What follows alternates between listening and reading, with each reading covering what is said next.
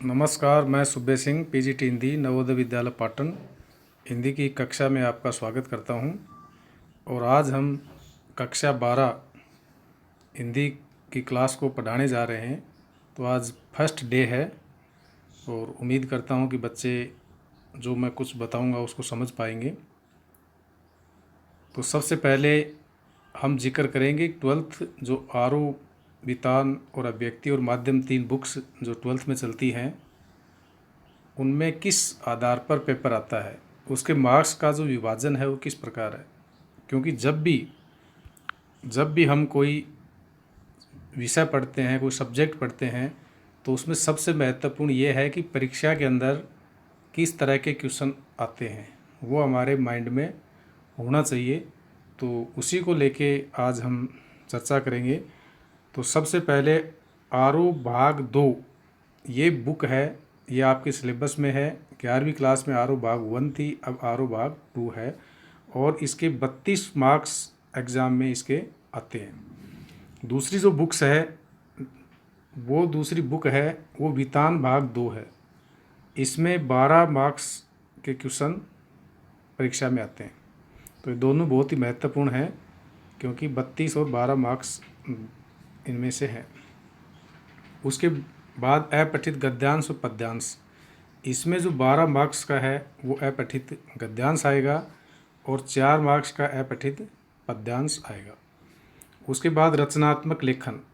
रचनात्मक लेखन मीन्स कोई भी एक आलेख, मान लो अनुच्छेद लेखन, आलेख नहीं, कोई अनुच्छेद लेखन है वो उस पर आता है। कोई भी करंट टॉपिक को लेकर या किसी भी विषय को लेकर आ सकता है, तो ये 5 मार्क्स का आएगा। उसके बाद कार्यालय पत्र आएगा, ऑफिशियल लेटर आएंगे, तो उसमें भी 5 मार्क्स का आएगा। कोई भी लेटर आएगा जो हम समाचार पत्र के संपादक को लिखते हैं, तो इस प्रकार के पत्र उसमें आते हैं। उसके बाद जनसंचार। जनसंचार के अंदर एक एक नंबर के 5 क्वेश्चन आएंगे, जिसमें 4 क्वेश्चन आपको करने हैं एक एक नंबर के, तो ये आएगा 4 मार्क्स का। कविता, कहानी और नाटक की रचना प्रक्रिया, मतलब कविता कैसे लिखी जाती है, कहानी कैसे लिखी जाती है, नाटक कैसे लिखी जाता है, तो इसकी जो रचना प्रक्रिया है उस पर तीनों में से किसी एक पर क्वेश्चन आता है। और 2 पर आएगा तो अथवा आएगा उसमें, तो वो 3 मार्क्स का आता है। पिक्चर, आलेख और समाचार लेखन, इसमें भी किसी एक पर क्वेश्चन आता है, वो भी 3 मार्क्स का आता है। तो इस प्रकार यहाँ तक जो मार्क्स हो गए वो 80 मार्क्स का है। ये पेपर बोर्ड में आता है। ये जो 20 जो मार्क्स नीचे हैं, श्रवण व वाचन 10 मार्क्स है ये, और परियोजना कार्य 10 मार्क्स। ये विद्यालय स्तर पर ये पेपर होता है। श्रवण वाचन मीन्स होता है कि आप सुनने की क्षमता कितनी है, कितना समझ पाते हो उसको, और कितना आप हिंदी में बढ़िया तरीके से उतार चढ़ाव के साथ, लय के साथ उनको पढ़ पाते हो, वाचन कर पाते हो। तो ये 10 मार्क्स हैं। और कोई भी प्रोजेक्ट वर्क आपको दिया जाएगा वो आप करोगे तो वो 10 मार्क्स हैं। तो 20 तो स्कूल स्तर पर हैं और 80 नंबर का ये है। तो सबसे फर्स्ट सभी बच्चों को इस बात को समझना है कि आपका सिलेबस क्या है, सिलेबस में किस प्रकार के मार्क्स, किस प्रकार से जो मार्क्स हैं वो डिवाइड हैं। तो 80 नंबर का पेपर बोर्ड का पेपर, 20 नंबर का विद्यालय स्तर पर, वो भी बोर्ड के द्वारा जो तय नियम है उसके अकॉर्डिंग होता है। तो इस प्रकार हिंदी जो अपनी हिंदी है इसमें कोर है, ये कोर मीन्स आधार, ये जो कोर हिंदी है इसका ये सिलेबस है। 100 नंबर का पेपर आता है। चूँकि अभी सब बच्चों को पता है कि लॉकडाउन चल रहा है, विद्यालय लग नहीं रहा, तो कुछ छुट्टियां भी बढ़ रही हैं, तो उसकी वजह से जैसे सरकारी निर्देश प्राप्त हो रहे हैं, आ रहे हैं, कुछ सूचनाएं आ रही हैं कि सिलेबस कम कर दिया जाएगा। तो सिलेबस कम कर दिया जाएगा तो इनमें से कुछ पार्ट कम किए जा सकते हैं और कुछ इधर उधर हो सकता है। यदि ऐसा होगा तो वो आपको बाद में बता दिया जाएगा। फिलहाल आज के दिन ये सिलेबस है और इसके अकॉर्डिंग पेपर आते रहे हैं और इसी के अकॉर्डिंग आएगा, और जो चेंज होगा वो आपको बता दिया जाएगा। तो ये तो है सिलेबस जो 12th क्लास का है। तो सभी बच्चे ये माइंड में बना लें कि हमारा सिलेबस ये है। 11th और आपने पढ़ी है तो आप बड़ी आसानी से इस बात को समझ पा रहे होंगे कि ज़्यादा डिफरेंस दोनों सिलेबस में नहीं है। बुक आरो भाग 2 है वो एक था और इसमें पाठ अलग हैं, और वितान में पाठ अलग हैं, ये अलग है, लेकिन उसकी नेचर है लेसन्स की वो सब मिलती जुलती है। और नीचे का जो है जो है पठित गद्यांश पद्यांश रचनात्मक लेखन कार्यालय पत्र, ये तो इसमें तो कोई डिफरेंस है ही नहीं, ये तो सेम उसमें था वही इसमें है।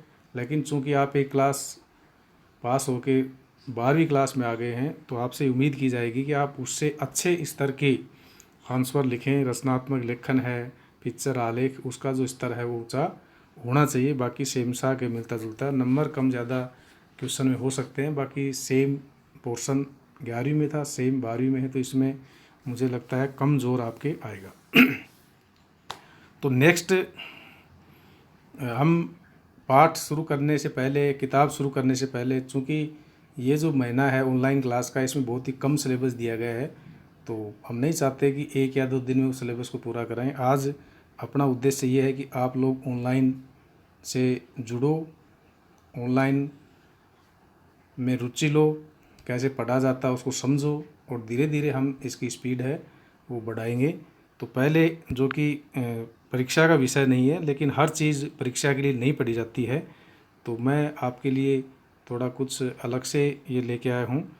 इसमें है कि आरओ भाग 2, ये परीक्षा में, ये जो चीज़ मैं बताऊंगा ये परीक्षा में नहीं आएगी। तो ऊपर जो मैंने बताया था वो सब एग्ज़ाम के तरीके से बताया था। अब बहुत से बच्चे इस प्रकार के क्वेश्चन मन में आते हैं, वो कोई पूछ लेता है, कोई नहीं पूछ पाता है कि हम हिंदी पढ़ते हैं तो ये लाइफ में क्या काम आती है, मैथ है ये काम आता है, फिजिक्स ये आता है, केमिस्ट्री आता है, हिंदी क्या काम आती है।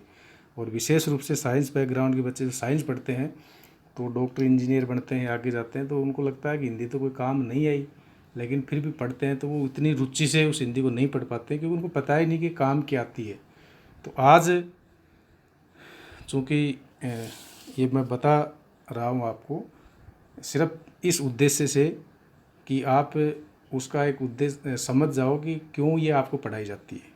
इसका उद्देश्य परीक्षा में नंबर अच्छे लाने के लिए नहीं है। तो इसको थोड़ा समझोगे तो आप उस सब्जेक्ट के प्रति थोड़ी रुचि भी आपकी डेवलप होगी, और जो पढ़ रहे हो और वो क्यों पढ़ाई जाती है समझ पाओगे तो वो ज़्यादा अच्छा भी रहेगा।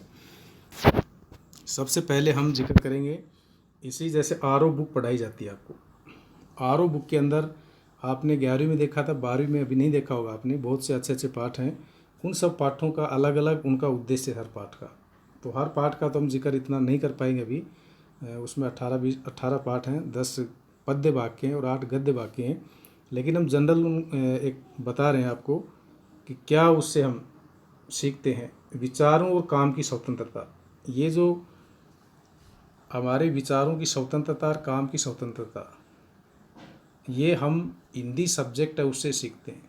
अब इसमें डायरेक्ट कहीं ऐसा नहीं लिखा मिलेगा आपको कि विचार आपके कैसे स्वतंत्र होंगे या काम की कैसे, इन सब चीज़ों का नहीं। लेकिन आप बहुत सी इस प्रकार की स्टोरी पढ़ोगे, कविताएं पढ़ोगे, पाठ पढ़ोगे, निबंध पढ़ोगे, उनकी मूल संवेदनाओं से आप में ये चीज़ें आएंगी, किस प्रकार विचार काम के स्तर पर हम स्वतंत्र होते जा रहे हैं हम हिंदी पढ़ के। बाकी लोगों से आप तुलना करोगे तो आपको पता चलेगा कि हिंदी पढ़ने वाले बाकी लोगों से किस प्रकार अलग हैं। दूसरों की भलाई, दूसरों की भलाई है, इससे संबंधित बहुत से पाठ आएंगे, क्योंकि हिंदी में जो कवि और लेखक होते हैं सब संवेदनशील पर्सन होते हैं, भावनाएं उनमें बहुत होती हैं। तो इस प्रकार की स्टोरियाँ, इस प्रकार की कविताएं लिखते हैं और हम पढ़ते हैं तो अपने आप को उससे जोड़ पाते हैं, और हमारे अंदर जो अच्छी प्रवृत्तियाँ हैं, जो इस प्रकार की भावनाएँ हैं, वो कहीं न कहीं दबी रह जाती हैं। तो वो कविता और कहानियाँ उसको उकेरने का काम करती हैं, उनको जगाने का काम करती हैं, और हम कहीं न कहीं एक अच्छे आदमी बनने के रास्ते पर चल पड़ते हैं और दूसरों की भलाई करते हैं। यदि आप हिंदी से अलग हो जाओगे, हिंदी में रुचि नहीं लोगे, तो इन चीज़ों से भी आप वंचित हो सकते हो, ऐसी बहुत प्रबल संभावना हो जाती है। तो ये फ़ायदा इसका। तीसरा, भावनाओं के प्रति संवेदनशील, हिंदी पढ़ने वाला व्यक्ति संवेदनशील होता है, उसमें दया है, प्रेम है, सहानुभूति है, तो ये सब चीज़ें जुड़ता है, और ये समाज के लिए आज बहुत ज़रूरी है। आज भौतिकवाद का युग है, लोग पैसे के प्रति बहुत पीछे भाग रहे हैं, पैसे कमाना चाहते हैं, सामाजिक और ये रिश्ते हैं ये सब ख़त्म होते जा रहे हैं। तो आज के टाइम में ज़रूरत है कि हम लोगों की जो फीलिंग्स को समझें, भावनाओं के प्रति संवेदनशील रहें, और ये काम हिंदी से ज़्यादा अच्छा कोई नहीं कर सकता। और हमारी आरओ बुक में इस प्रकार के पाठ आप पढ़ोगे लास्ट तक तो आपको अनुभव होगा कि यदि आप मन से पढ़ रहे हो, जुड़ के पढ़ रहे हो, तो निश्चित रूप से आप भावनाओं के प्रति संवेदनशील बनोगे। नई स्थितियों में लचीलापन, बहुत सी परिस्थितियाँ जीवन में आती हैं, जीवन में कई रास्ता सरल आता है, हम बहुत गति से आगे बढ़ते चले जाते हैं, और कई बार अचानक एकदम से कठिन रास्ता आ जाता है और हमारे जीवन की गति कम हो जाती है। और उस समय हम कैसे अपने आप के को लचीलापन लाएं, या कोई इस प्रकार की परिस्थितियाँ पैदा हो जाएं जहां हम अपने उन चीज़ों को लेके आगे नहीं चल पा रहे हैं, तो आदमी में लचीलापन होना चाहिए। कठोरता या एक ही चीज़ सोच ली उसी के ऊपर चलना, तो ये संभव नहीं होता। परिस्थितियों के अकॉर्डिंग अपने आप को डालना है, वो है। तो ये ज़्यादा ज़रूरी है कि कैसे हम अपने आप को लचीलापन कर सकते हैं। जीवन में वही लोग ज़्यादा सफल होते हैं जो परिस्थितियों के अकॉर्डिंग अपने आप को ढाल लेते हैं। उसके बाद है किसी भी काम को रचनात्मक तरीके से करना। काम सब करते हैं, जो आदमी जन्म लिया है मरने तक हर आदमी कोई न कोई काम करता रहता है, लेकिन हिंदी पढ़ने वाला व्यक्ति उस काम को एक अच्छे तरीके से करेगा, रचनात्मक तरीके से करेगा, और उसमें आनंद आता है, उसमें सुख मिलता है, रस की प्राप्ति होती है। और इसीलिए ये जो आरो बुक है ये इसमें बहुत हेल्प आपको करेगी। लोकतांत्रिक प्रक्रियाओं में भागीदारी की प्रवृत्ति। देश लोकतांत्रिक है और इसमें बहुत से समाज के बहुत से काम हैं, और उसके अंदर हिंदी वाला व्यक्ति ज़्यादा जुड़ता है। बाकी लोग भी जुड़ते हैं, मैं ये नहीं कह रहा, लेकिन ये संवेदनशील होता है, सामाजिक प्रक्रियाओं में ज़्यादा रुचि दिखाता है, तो ये लोग ज़्यादा सामाजिक होते हैं और समाज को आगे ले जाने में कार्य करते हैं। और ये भावनाएं आपको ऐसी बुक में पढ़ने को मिलेंगी। सामाजिक लोकतांत्रिक प्रक्रिया और सामाजिक प्रक्रिया भी मैंने अभी जिक्र किया, वही है कि जो भी समाज की गतिविधियाँ हैं, सामाजिक व्यक्ति है, समाज के सुख दुख में जाना, शादी ब्याह में जाना, किसी के दुख में भी शामिल, ये सब चीज़ें उसमें आएंगी। उसके बाद सामाजिक बदलाव में योगदान। सामाजिक बदलाव, जब समाज में लगता है कि कुछ कमियां हो रही हैं, पुरानी चीज़ें आज नुकसान पहुंचा रही हैं, रूढ़िवादिता है, पुराने नियम है, पुरानी परंपराएं हैं जो समाज को नुकसान पहुंचा रही है, तो ये जो बुक है ये आपको हेल्प करेगी कि आप पुराने विचारों से कैसे निकल के अपने नए विचारों को समाज में दे सकते हो, और कैसे पुराने लोगों को नए विचारों में ला सकते हो, एक नया समाज बना सकते हो। तो ये सब चीज़ें, तो कुल मिला के मैं इस माध्यम से आपको ये बताना चाहता हूँ कि आरो बुक बहुत ही इंटरेस्टिंग बुक है। इसमें गद्य और पद्य का संकलन है, और इस बुक को पढ़ोगे तो आपको एक व्यक्तित्व के रूप में पता चलेगा कि कैसे आपका व्यक्तित्व धीरे धीरे उभर रहा है, आप बाकी लोगों से अलग होते जा रहे हो, संवेदनशील बनते जा रहे हो, अच्छे बनते जा रहे हो, समझने की शक्ति आपकी अलग है, सामाजिक बनते जा रहे हो, लोगों का हेल्प कर रहे हो, लोगों का सहयोग कर रहे हो, लोगों के बीच आपको सम्मान भी मिलना शुरू हो जाएगा। तो ये जो हिंदी पढ़ने का उद्देश्य है, आप 12वीं करके आप चाहे डॉक्टर बनो, इंजीनियरिंग करो, ये गुण आपके अंदर आ जाएंगे।